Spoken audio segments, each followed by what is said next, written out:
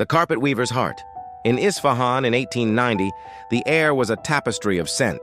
Saffron, rosewater, and, strongest of all in the small courtyard, the heady perfume of blooming jasmine that clung to the stone walls.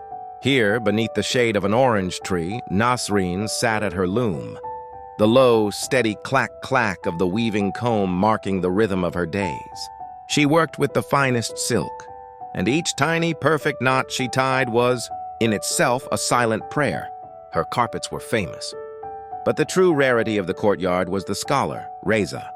He came initially as a patron, drawn by the quality of the indigo and the silver thread, but he lingered for Nasreen herself.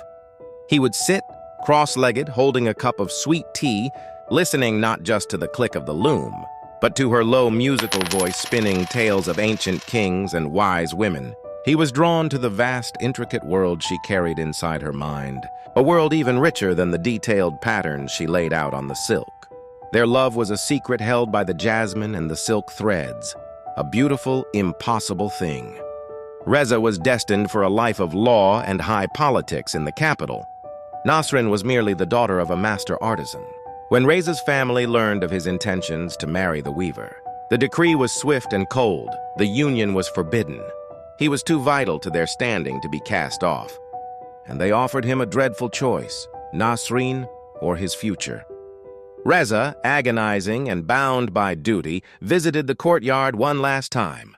He spoke of the decree, of the impossible walls that had been raised around them. Nasreen, silent, simply nodded.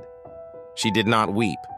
The next morning, she dismantled the grand, intricate design she had been working on and began a new piece, a private commission for a single, lost soul. For a year she worked. The carpet was made only of the deepest, purest silver blue silk, dyed with the ink of crushed lapis lazuli. She wove with the slow, deliberate focus of a heart breaking and rebuilding itself in a new form. This carpet held no flowers, no stars, no cypress trees. It was a mosaic of loss and loyalty. Each precise knot she tied held a memory of Reza's voice, a phrase from one of their conversations, a prayer for his happiness. The entire vast expanse of the silk was woven into the unending, complex, feathered pattern of a single dove in flight. When the carpet was finally complete, the dove seemed to float on the blue, its form shimmering with every shift of light. Nasreen sent it to Reza with a single unwritten message: "I am watching." She then left Isfahan, dissolving back into the desert landscape, her song silenced. Decades passed. Reza became a revered statesman, his study filled with scrolls and the scent of aging parchment. Yet, the centerpiece of his life was always the carpet.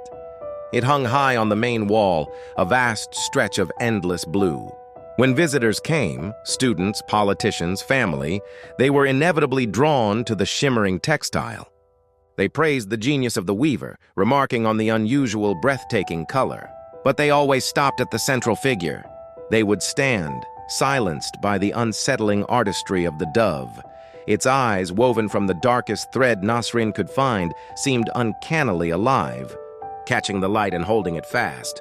The carpet did not simply hang, it watched. Every night, as Reza settled in his high-backed chair, the last light from the lantern would catch those dark, intense eyes. And as he grew old and gray, he knew that despite the years, the distance, and the decree of his family, the weaver's heart remained fixed, knotted into the silk, watching over him still.